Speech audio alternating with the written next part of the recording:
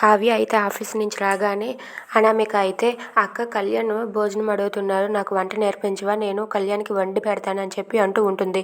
ఆ మాటలకైతే ఇలా అంటూ ఉంటుంది కావ్య, నాకు ఇప్పుడు ఓపిక లేదు, నేనేమి నేర్పించలేనని చెప్పి వెళ్ళిపోతూ ఉంటుంది. ఇంతలో ధాన్యలక్ష్మి అయితే వచ్చి ఇలా అంటుంది, ఏ ఆగు, నా కోడలు వంట నేర్పమంటే ఎందుకంత తెగ బిల్డప్ ఇచ్చేస్తున్నావు, ఏదో ఒక్కరోజు ఆఫీస్కి వెళ్ళేసరికి తెగ కోటీశ్వరరాల్లాగా ఫీల్ అయిపోతున్నావు, నువ్వెంత నీ బ్రతికెంత అయినా ఎప్పుడూ ఉండి వంటగదిలో వంట చేసేదానివి కదా, ఇప్పుడేమీ అయింది నీకు అని చెప్పి అడుగుతూ ఉంటుంది. ఆ మాటలు కావ్య అయితే, హే ఆపండి, ఇంకా ఎక్కువ మాట్లాడితే మర్యాదగా ఉండదు, అయినా మీరేం చేస్తున్నారు ఇంట్లోని, నేను ఈరోజు ఆఫీస్కి వెళ్ళాననేమి నాకేమీ పొగరుగా లేదు, అయినా నాకు కొంచెం తలనొప్పిగా ఉందని నేను చెయ్యను అంటున్నాను, అంతే కదా, దానికే ఎందుకు ఇంత రాద్ధాంతం చేస్తున్నారు, మీరు ఇంట్లో ఖాళీగా ఉన్నారు కదా, మీరు కూడా వంట చేసుకోవచ్చు కదా, చేసి మీ కొడుక్కి వండి పెట్టచ్చు కదా అని చెప్పి గట్టిగా వార్నింగ్ ఇస్తుంది. ఆ మాటలు విన్న ధాన్యలక్ష్మి అనామిక అయితే ఒక్కసారిగా షాక్ అయిపోతారు.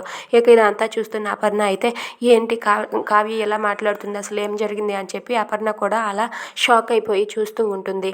Thanks for watching friends, please subscribe our channel. Thank you.